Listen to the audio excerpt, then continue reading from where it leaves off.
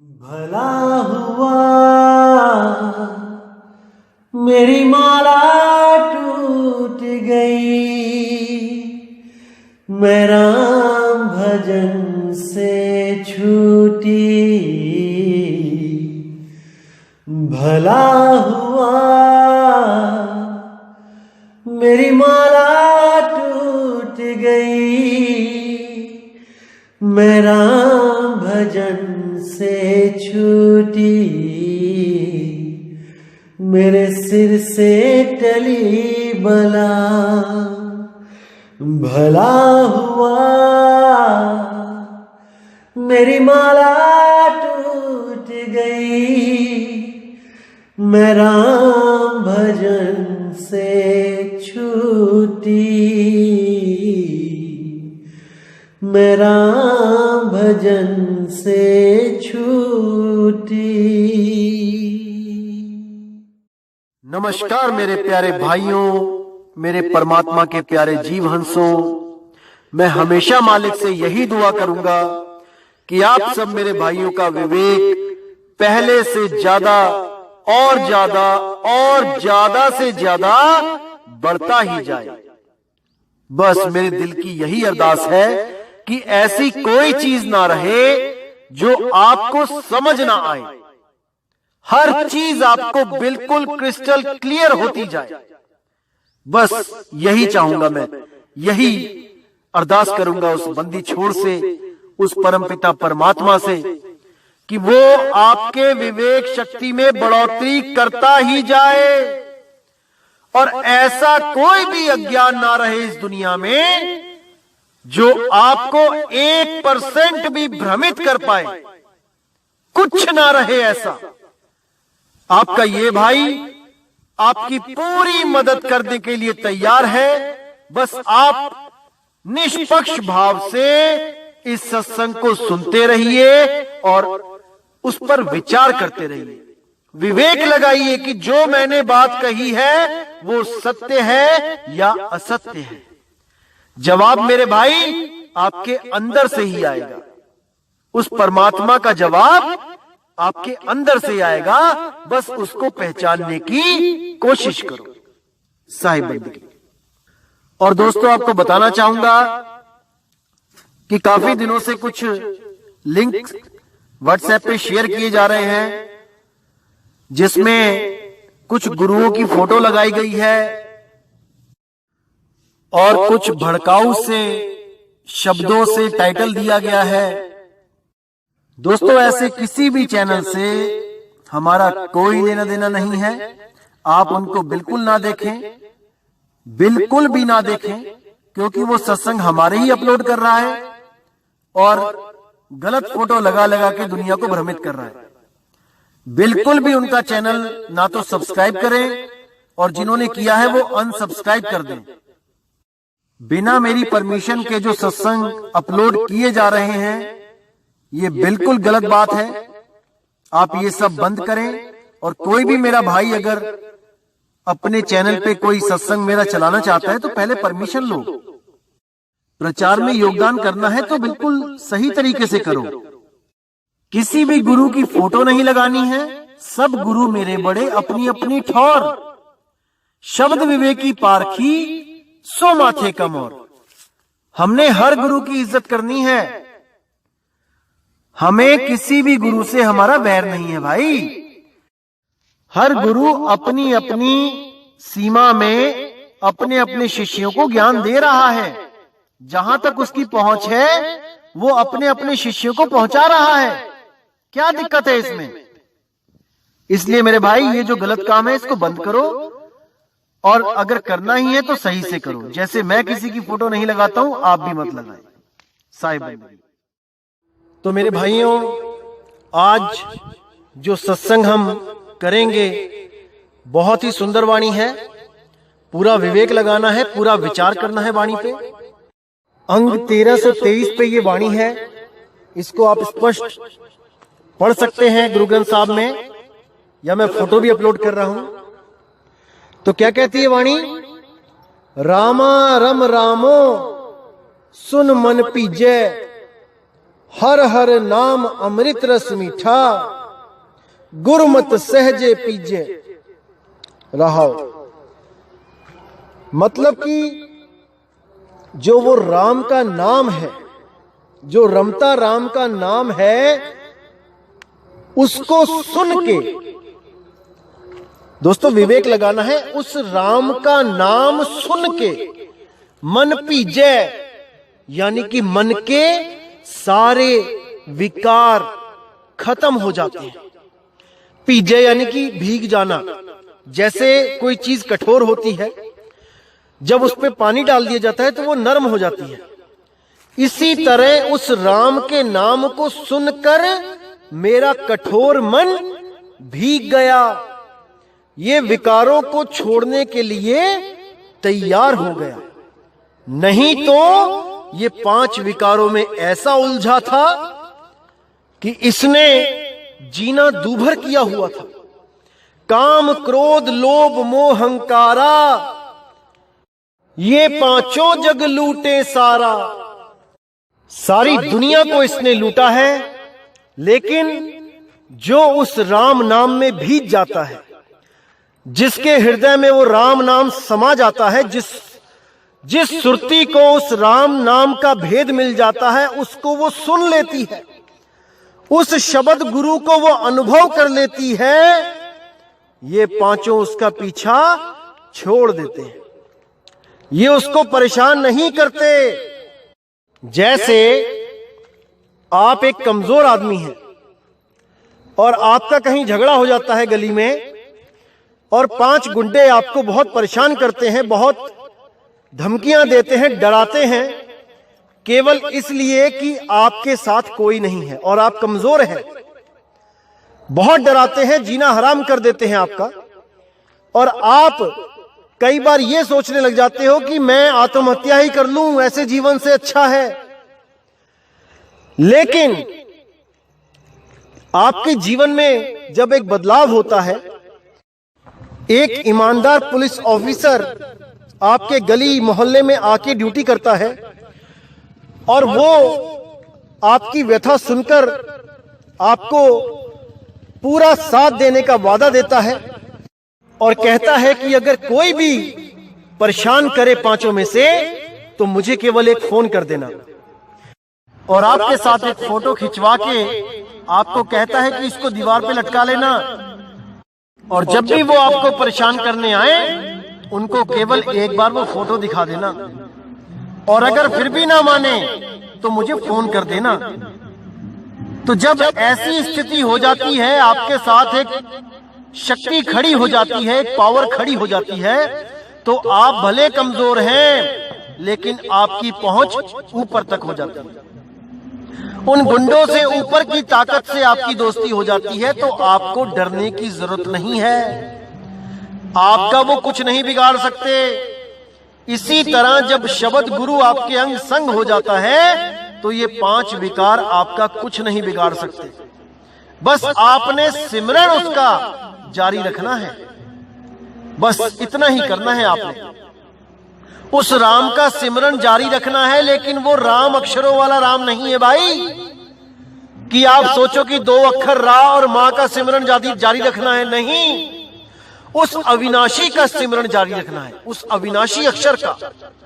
अरे सोई गुरु पूरा कहा है, 2 अक्षर का भेद बताए, एक छुड़ाए रा और मां छुड़ा दे, एक लखाए उस अविनाशी शब्द गुरु का लखाव कर दे, तब प्राणी निज घर को जाए।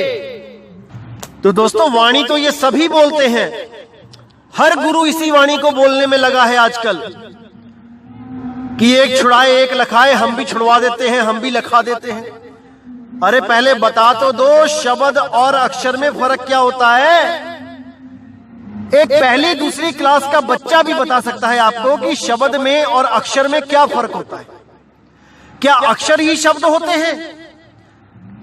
अभी थोड़े दिन पहले 12वें पंथ के एक कालदूत से मेरी बात हो रही थी।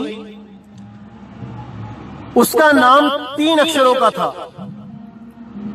मतलब उसके नाम में 3 अक्षर आते थे। मैंने उसको पूछा कि भाई शब्द और अक्षर में क्या फर्क है? तो वो कहता है कोई फर्क नहीं है, जो शब्द है वही अक्षर है, जो अक्षर है वही शब्द है। तो मैंने उसको पूछा कि भाई तेरे नाम में कितने अक्षर आते हैं, 3 अक्षर आते हैं या तेरे नाम में 3 शब्द आते हैं? उस भाई की आवाज नहीं निकली। पूरा दिन सोचता रहा वो कि 3 अक्षर बोलूं कि 3 शब्द बोलूं। इसी को कहते हैं मुंह की खाना। जब विवेक लगाना था गुरु धारण करने से पहले, तब तो विवेक लगाया नहीं, और अब सोच में पड़ गए कि 3 अक्षर बोलूं कि 3 शब्द बोलूं। राम जाता है, ये 3 शब्द हैं मेरे भाई, और राम क्या है? ये 2 अक्षर हैं। जाता क्या है? 2 अक्षर है क्या है? 1 अक्षर है। पता नहीं क्यों नहीं समझते ये लोग, और बातें करते हैं 13वें पंथ की कि हम ही 13वां पंथ हैं। अरे भाई वो पेज पढ़ो कबीर सागर का जिसमें 13वें पंथ के बारे में जिक्र है, लेकिन वहां पर 2 मिसप्रिंट हैं। वो 2 मिसप्रिंट भी किसी कारणवश करवाए गए थे मालिक के द्वारा, ऐसे ही नहीं मिसप्रिंट हो गया। 74 की जगह 75 और 13 की जगह 12, ये दोनों ही मिसप्रिंट एक ही पन्ने पे मिलेंगे आपको। ये इसलिए करवाए गए थे ताकि काल का दूत एक्टिव होके बताए सबको कि देखो 12वें पंथ में ही कबीर साहब ने आना था, 12वें में से ही 13वां निकल जाना था। ये इसीलिए बताया गया ताकि वो काल का दूत भरम जाए और वो अपने आप को 13वां सिद्ध करके सारी दुनिया से लड़ता फिरे, और जो असली 13 होगा उसके साथ किसी का कोई झगड़ा ना हो। वो सारे झगड़े 12वें वाले कालदूत के साथ ही हो जाएं, क्योंकि कबीर पंथ प्रेम का पंथ है भाई, झगड़े वाला पंथ नहीं है। कबीर पंथ में बंदूकें, लाठी, डंडे, इनका कोई काम नहीं होता भाई। जिस भी गुरु के साथ आपको लाठी, डंडे, बंदूकें दिख जाएं, सपने में भी मत समझना कि वो कबीर पंथ है। वो काल का ही पंथ है मेरे भाई, काल का पंथ। अरे किसके लिए बंदूकें लेके घूमते हो? अपनी संगत को तो मारने से रहे, और दूसरों की संगत के लिए अगर रखे बैठे हो तो इसका मतलब तुम उसको परमात्मा के बच्चे नहीं समझते। तुम नहीं समझते कि वो भी परमात्मा के द्वारा पैदा किए गए हैं। तुम उनको गोली मारने के लिए कारतूस से भर के रखते हो। अरे कैसा पंथ है भाई ये? कबीर साहब ने तो कभी नहीं अपने साथ बंदूकें रखी। वो तो तोप के सामने भी खड़े हो गए, तोप कुछ बिगाड़ ना पाई उनका। तो मेरे भाई इस पे विचार करना है, विवेक लगाना है कि कहां पे हमसे गलती हो रही है, पहचानने में उस काल दूत को और उस परमात्मा के हंस को। इसको समझना पड़ेगा आपको। तो आगे क्या कहती है वाणी? हर हर नाम अमृत रस मीठा, गुरुमति सहज पीजे। कि वो हरि नाम अमृत, वो महारस मीठा, वो सबके पास है, लेकिन बिना गुरु की मति के, मति यानी कि ज्ञान, जैसी गुरु की मति वैसी अपनी मत होनी चाहिए। उस गुरु की मत को पहचान के उसको अपना कर सहज योग के द्वारा उस रस अमृत को पीजे, उसको पी जाओ, तब कल्याण होगा मेरे भाई। 61 माही जीव है, बेसंतर मथ संजम काड़कड़ी जय। राम नाम है ज्योति सबाई, तत् गुरमत काढ़ लीजे। साफ लिखा है कि जैसे लकड़ी के अंदर आग बसी होती है, लेकिन उस आग को बाहर निकालने के लिए एक विधि अपनाई जाती है जो केवल और केवल गुरु के द्वारा प्राप्त की जाती है। जब वो विधि प्राप्त हो जाती है तो अग्नि आपसे दूर नहीं है, उस लकड़ी में से भी आप अग्नि को प्रकट कर लोगे। इसी तरह जब आपको भेदी सतगुरु वो शब्द गुरु का लखाव कर देता है, तब आप उसको अपने ही देह से बड़ी आसानी से प्राप्त कर सकते हो। इसी शरीर में प्राप्त होगा वो आपको। लेकिन वो कैसे होगा, वो केवल एक भेदी सतगुरु बता सकता है। उस शब्द गुरु का प्रकाश, उस शब्द गुरु का अस्तित्व हर घट में है भाई। लेकिन उसको तभी प्राप्त किया जा सकता है जब कोई भेदी सतगुरु इन 52 अक्षरों से न्यारा करके उस आदि अक्षर का लखाव करवा दे। और जब वो उस शब्द का लखाव कराता है तो गुरु और चेला दो नहीं रहते, दोनों ही एक स्वरूप हो जाते हैं भाई। नहीं कबीर नहीं धर्मदास, अक्षर एक सब घट ही निवास। 52 अक्षर संग भुलाना, आदि अक्षर का मर्म न जाना। इसको समझ जाओ मेरे भाई कि 52 अक्षरों के द्वारा मुक्ति नहीं मिल सकती। और कबीर और धर्मदास भी अलग अलग तब हैं जब 52 अक्षर हैं। अगर 52 अक्षर को अलग कर दो तो कौन कबीर कौन धर्मदास। अक्षर एक सब घट ही निवास, वही एक आदि अक्षर वो हर घट में विराजमान है मेरे भाई। उसको समझना पड़ेगा, लेकिन तब बात बनेगी। वो कोई 52 अक्षर नहीं है। अरे हम हैं शब्द शब्द हम माही, शब्द से भिन्न और कछु नाही। शब्द न बिन से देही, कहे कबीर हम शब्द से नहीं।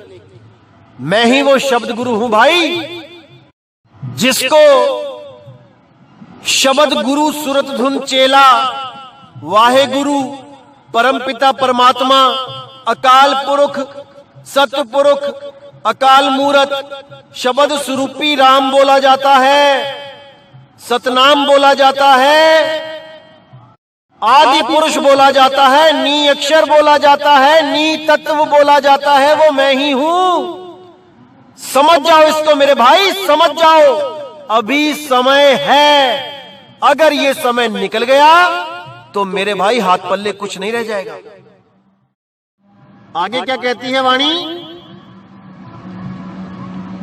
9 दरवाजे नवे दर फीके, रस अमृत 10वें चुवीजे।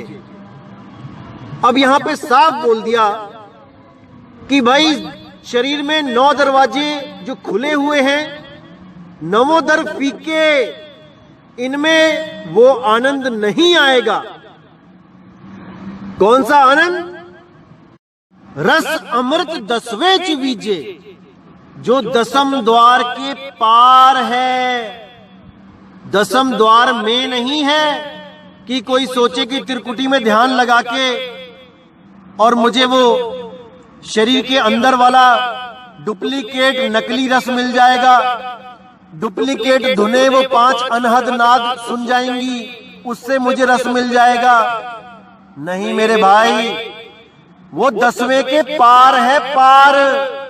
10वें के पार जो शब्द है वही 11वां द्वार है। उसी को शब्द द्वार कहते हैं, उसी को अम्बु द्वीप कहते हैं, उसी को अधर तार द्वीप कहते हैं।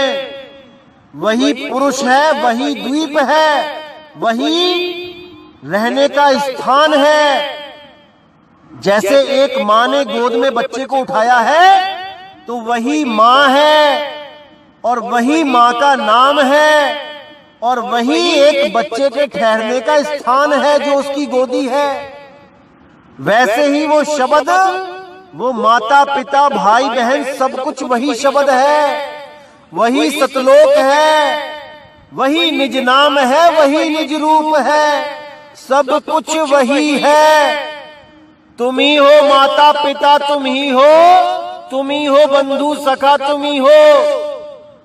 तो भाई अगर कोई कहे कि ऐसा कैसे हो सकता है कि माता भी वही है पिता भी वही है, माता तो स्त्रीलिंग होती है पिता पुल्लिंग होता है, तो उसके जैसा कोई मूर्ख नहीं है। क्योंकि भाई शब्द ना तो स्त्रीलिंग है ना पुल्लिंग है, शब्द गुरु ना तो स्त्रीलिंग है ना पुल्लिंग है, वो तो एक धुन है जिस धुन में सुरती को हमेशा के लिए पनाह मिल जाती है वापस। जिस धुन से वो अलग होकर 52 अक्षरों को 52 धुनों को पैदा कर रही है, उसी 52 को त्याग के उसी अखंड धुन में जाके समा जाती है, तब उसकी मुक्ति हो जाती है भाई। अरे 52 अक्षर संग भुलाना, आदि अक्षर का मरम न जाना। जो नर परे 52 के फेरा, सो नर जानो काल के चेरा। 52 अक्षर जीव आधारा, आदि अक्षर जीभ्या से न्यारा। ताही को सत सुमिरन करिए, और सिमर सिमर नर उतरो पारा। वही वो सत सिमरन है जो 52 अक्षरों से परे है, जिसके लिए गरीबदास जी भी बोलते हैं 52 अक्षर लेख राम रंग होरी हो, ओ अक्षर या में नाही रंग होरी हो। कितना क्लियर उन्होंने बता दिया है कि वो 52 अक्षरों में नहीं है भाई, वो 52 अक्षरों से न्यारा है, न्यारा। कागज कलम कलेश है राम रंग होरी हो। कागज कलम के द्वारा लिखने वाले नाम कलेश है, कलेश। स्याही का नहीं काम राम रंग होरी हो, देही माह विदेह राम रंग होरी हो। बिन ही रसना नाम राम रंग होरी हो। वो ऐसा नाम है जो बिना स्याही के, बिना कागज के, बिना कलम के अपने आप हो रहा है, वो स्वतः हो रहा है। वो किसी किताब में नहीं लिखा जा सकता कि कलम और स्याही से वो कहीं लिख दिया जाएगा। अरे वो नाम लिखे पढ़े में नहीं आता भाई, वो तो केवल गुरु के द्वारा भेद बताने पर ज्ञान होता है उसका। 52 आखर जोरे आन, सके ना आखर एक पहचान। सत का शब्द कबीरा का है, पंडित होए सो अनपढ़ है। पंडित जन को हो व्यवहार, ज्ञानवंत को तत्व विचार। जो ज्ञानवंत होगा वो केवल और केवल तत्व पे विचार करेगा, 52 अक्षरों को नहीं रटेगा। अरे उस आदि अक्षर पे, उस आदि नाम पे वो विचार करेगा कि वो कौन सा नाम है जो तब भी था जब इंसान नहीं था। इंसान नहीं था तो ये अक्षर नहीं थे, अक्षर नहीं थे तो ये नाम नहीं थे, नाम नहीं थे तो ये मंत्र नहीं थे, ये कोई मंत्र नहीं था भाई। तब कौन सा अक्षर था, तब कौन सा नाम था? उसी को आद सच जुगाद सच है भी सच, नानक होसी भी सच बोला गया है। किसको? एको सत्य नाम। केवल वो एक सत्य नाम ही हमेशा हमेशा से था और हमेशा हमेशा रहेगा। तो बोला गया है 9 द्वार 9 दर फीके, रस अमृत 10वें चूइजे। 10वें द्वार पे वो अमृत रस चू रहा है और उसको प्राप्त करने की विधि केवल और केवल बंदी छोड़ ही दे सकते हैं, जो बाबा नानक जी को बेई नदी के किनारे उन्होंने प्रदान किया था। और नानक साहब को 3 दिन तक पानी के अंदर रखा। उसको रखने का भी एक बहुत बड़ा लक्ष्य था। क्या जरूरत पड़ी थी उनको कि केवल पानी में ही शरीर को रखा 3 दिन?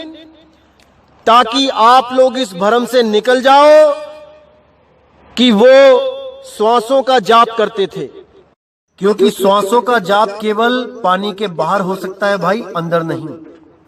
क्योंकि कई पंथ मानते हैं कि बाबा नानक को बेई नदी पे कोई नहीं मिला था गुरु रूप में, वो केवल शब्द की साधना कर रहे थे, इसलिए वो शब्द गुरु वहां प्रकट हो गया धुन के रूप में।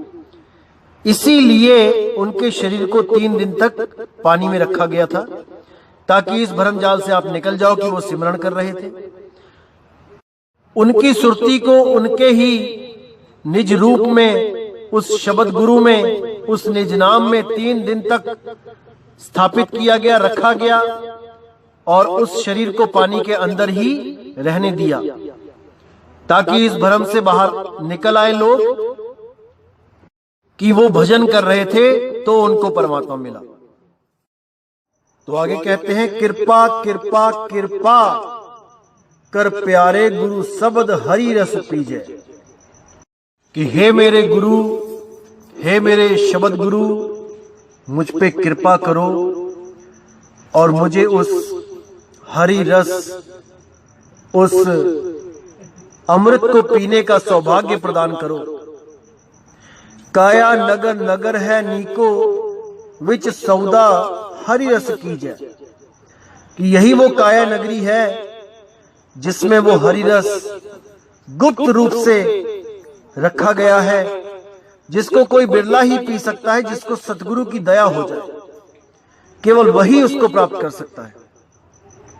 रत्न लाल अमोल अमोलक सतगुरु सेवा लीजे, सतगुरु अगम अगम है ठाकुर, भर सागर भक्ति करीजे। कि वो अमोलक रतन, वो कोई 52 अक्षर नहीं है कि उसको जपना है। वो अमोलक रतन, उसको केवल और केवल सतगुरु की सेवा करके ही प्राप्त किया जा सकता है। सतगुरु अगम अगम है ठाकुर, वही बंदी छोड़ अगम है, वही ठाकुर है सबका। भर सागर भक्ति करीजे, वो दया का सागर, वो प्रेम का सागर है, उसको केवल भक्ति के द्वारा प्राप्त किया जा सकता है। कौन सी भक्ति? केवल शब्द की भक्ति भाई, केवल और केवल शब्द की भक्ति।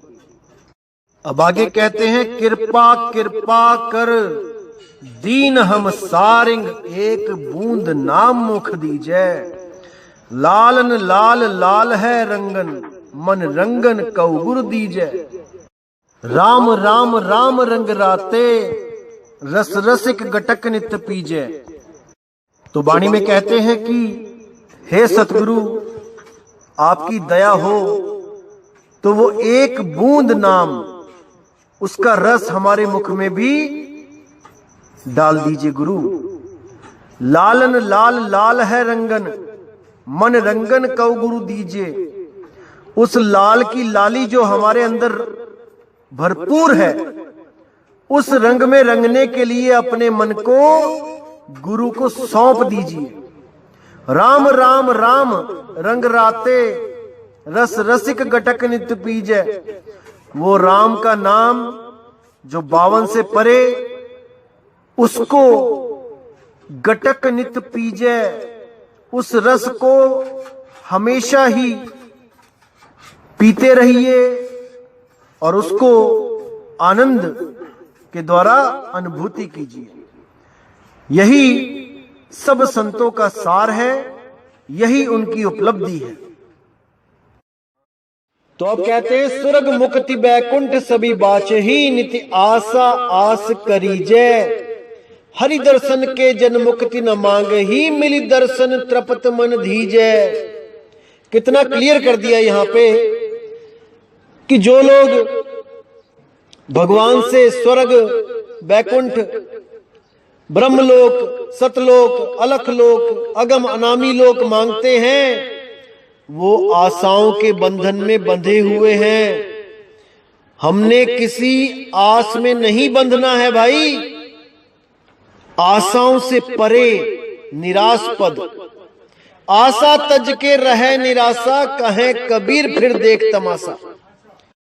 हरि दर्शन के जन मुक्ति न मांग ही, मिल दर्शन तृप्त मन धीजै। उस शब्द गुरु के भगत कभी उससे मुक्ति नहीं मांगते, वो केवल उसका दरस मांगते हैं कि हे मालिक दरस दो, दर्शन दो। दर्शन ही मुक्ति है, दर्शन के अलावा कोई और मुक्ति नहीं है भाई। तो आगे कहते हैं, माया मोह सबल है भारी, मोह कालख दाग लगीजै। मेरे ठाकुर के जन अलिपत है मुक्ते, जीव मुर्गाई पंख न भीजै। यानी माया मोह इतना सबल है भाई कि कोई भी ऐसा ना बचा जिसपे ये कालक का दाग नहीं लगा। बड़े बड़े संत महात्मा आए और इस माया के जाल में फंस गए।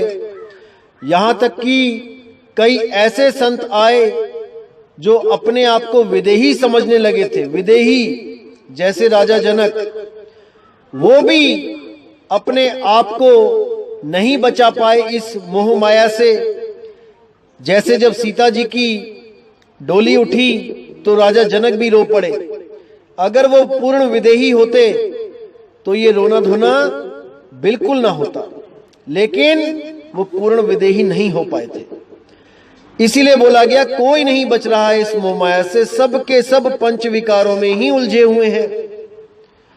मेरे ठाकुर के जन अलिपत हैं, मुक्ते जीव मुर्गाई पंख न बीजे। लेकिन जो मेरे उस ठाकुर के लड़ लग जाते हैं वो ऐसे मुक्त हो जाते हैं, ऐसे न्यारे हो जाते हैं जैसे मुर्गा भी बिना पंख भिगोए पूरा दिन पानी में रहती है और शाम को सूखे पंखों से अपने घर को उड़ जाती है।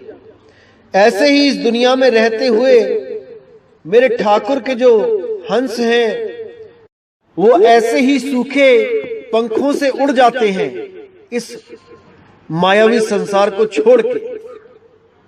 आगे कहते चंदन वास भुइंगम वेड़ी किव मिलिए चंदन लीजे, काड़ खड़ग गुरु ज्ञान करारा बिक छेद छेद रस पीजे। जैसे चंदन के पेड़ पर सांप लिपटे होते हैं, यानी सत्य और असत्य दोनों एक साथ रहते हैं। कैसे पहचान करें कि क्या चंदन है और क्या विष है, वो विषैला नाग है?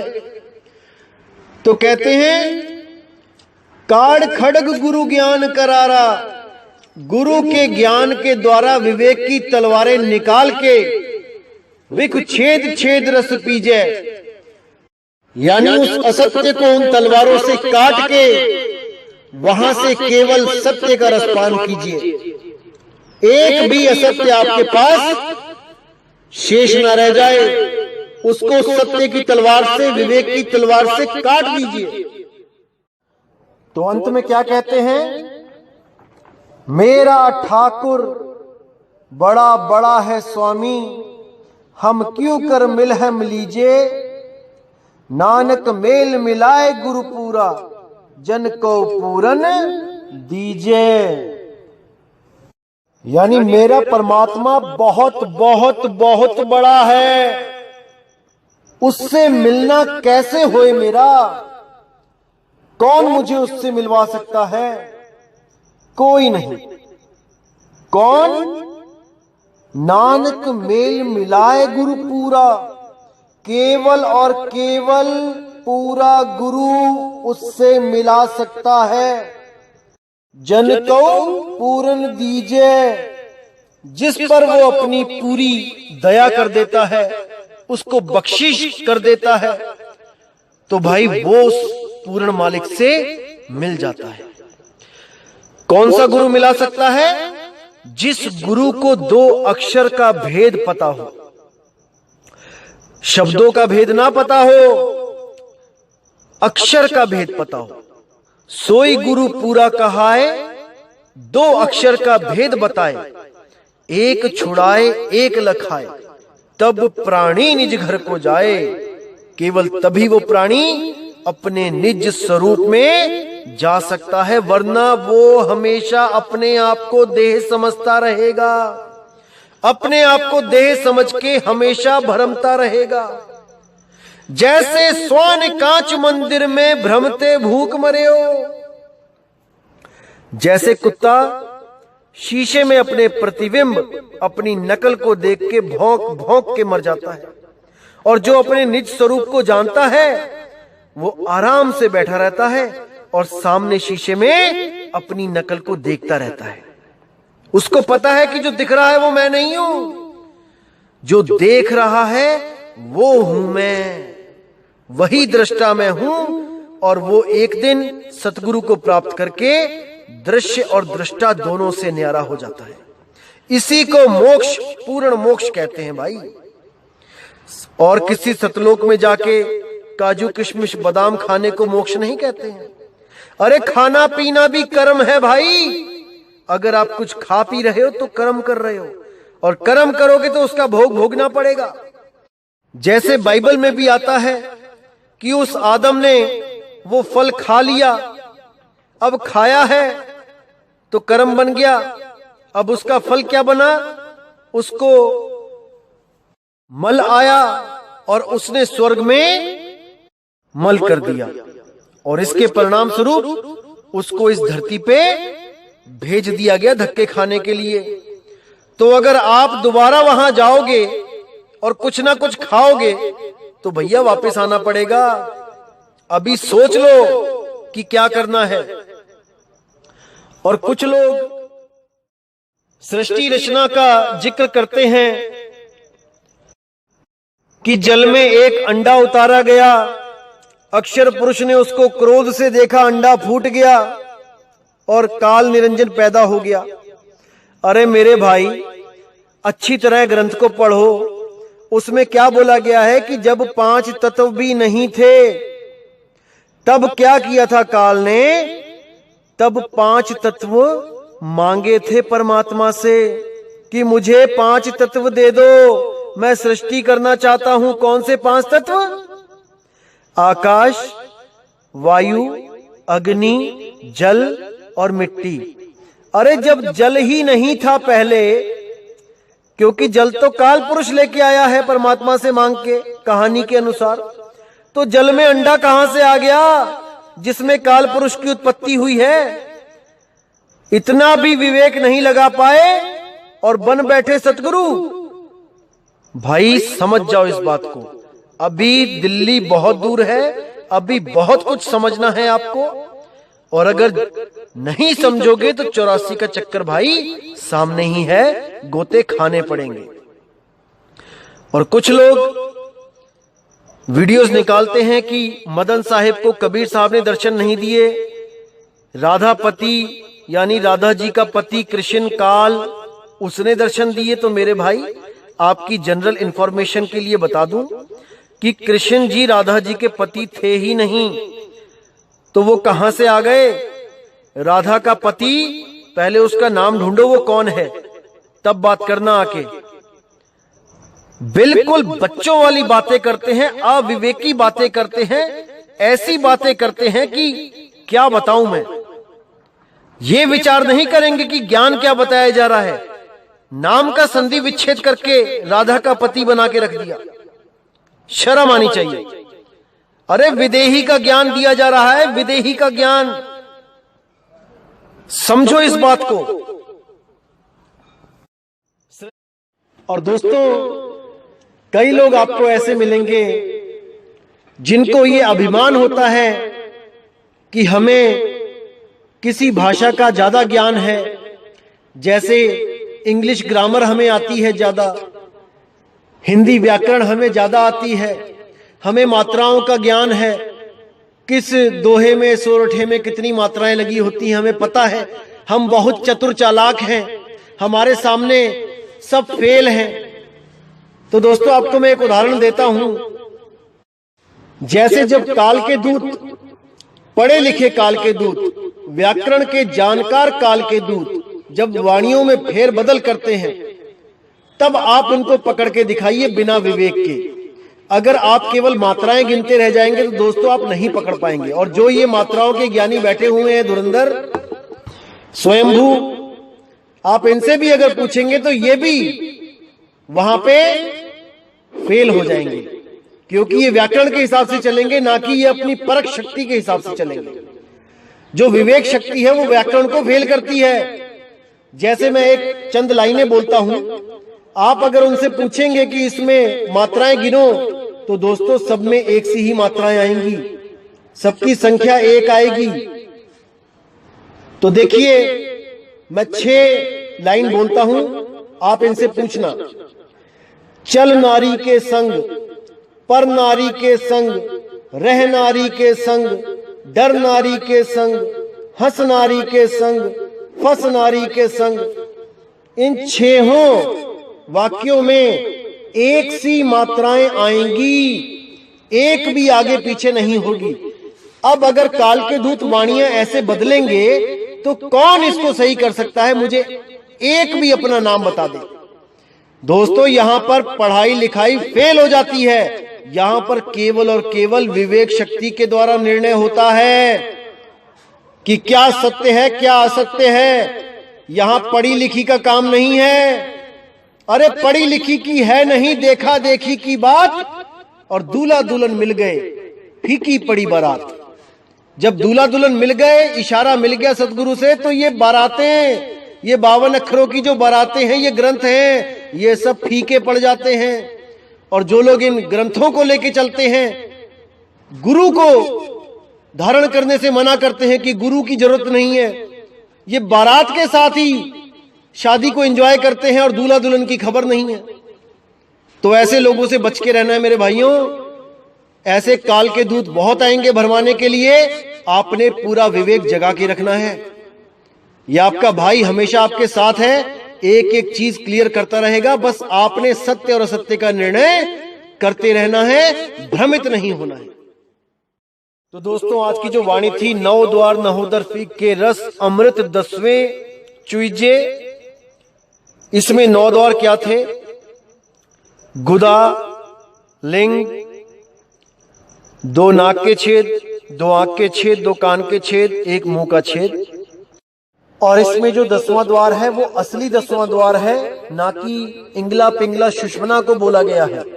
थोड़ा विवेक लगाएं दोस्तों, जो 10वां द्वार है वो असली 10वां द्वार बोला गया है, ना कि ये आंखों के बीच में जो सुषमना नाड़ी जाती है इसको बोला गया है।